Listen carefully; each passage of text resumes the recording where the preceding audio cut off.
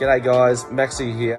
মমিনুল হক সেঞ্চুরিটা করতে পারলে আমার কাছে আরও ভালো লাগতো।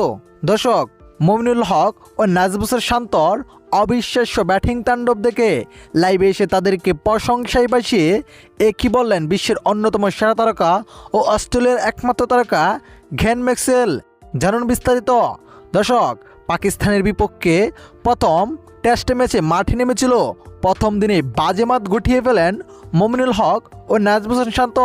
কেননা এর আগে 2 উইকেট হারিয়ে মহাবিপদে পড়ে যায় বাংলাদেশ দল।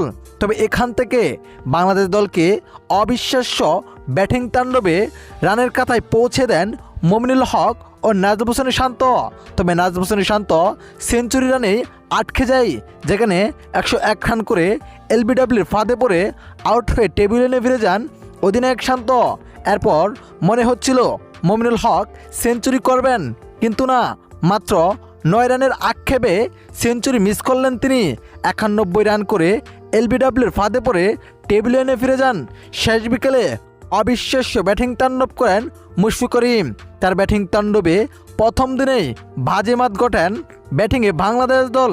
এদিকে মমিনুল হক ও নাজমুস শান্তর ব্যাটিং তাণ্ডব দেখে গ্লেন ম্যাক্সওয়েল বলেন, নাজমুস শান্তর অবিশ্বাস্য সেঞ্চুরি দেখে আমি অবাকই হয়েছি।